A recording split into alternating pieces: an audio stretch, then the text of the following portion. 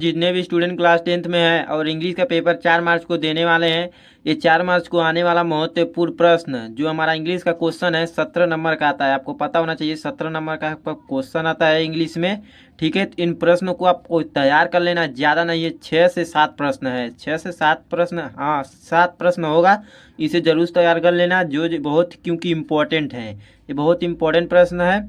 और एक बात और, अगर मान लो आपके बोर्ड एग्जाम में ऐसा क्वेश्चन आ जाए, जैसे कि मान लो आपको 2-4 प्रश्न याद है, अगर वो वाला को क्वेश्चन नहीं आता है बोर्ड एग्जाम में, तो क्या करोगे? ठीक है, ये वीडियो में या बीच में बता दूंगा या लास्ट में, तो वीडियो में बने रहना। और पहले इस इम्पोर्टेंट क्वेश्चन को बता देता हूँ, फिर बताऊँगा। ठीक है, तो आप देखो कैसे कि मान लो आपको 4 प्रश्न याद कर ले रहे हैं, उसमें से नहीं आया तो क्या करोगे, यही बात है। तो बिल्कुल टेंशन मत लीजिएगा, मैं आपको इस वीडियो में बता दूंगा। वो वाला प्रश्न नहीं आता है तो आपको क्या करना है, इंग्लिश में वो भी ट्रिक से आपको 17 नंबर दिला दूंगा। चलो देखो, पहले इस प्रश्न को देख लो, याद भी कर लो। देखो, what was Lencho remark for the best post office employees. ठीक है, एक प्रश्न ये है, ये हमारा दूसरा प्रश्न है। देखो, who was Anne Frank, where did she write a diary, ये इंपॉर्टेंट प्रश्न है हमारा। देखो ये भी इम्पोर्टेंट है। What was the meaning of freedom from Mandela. ये सारे 3 और 4 नंबर के प्रश्न है। कितने नंबर के? 3 और 4 नंबर वाले प्रश्न है, जो 3 और 4 नंबर के आते हैं। ठीक है, what was the meaning of freedom from Mandela, 3 प्रश्न हुए। What is Coorg famous for, what did Kisa Gotami learn about death. ये 6वां प्रश्न है।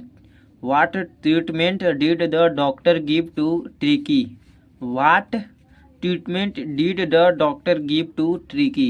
ये हमारा 8 प्रश्न, हाँ 8 प्रश्न था, मैंने 7 बोला था, 6 से 7 पर 8 प्रश्न है। देखो 8 प्रश्न है ना, ये भी देख लो।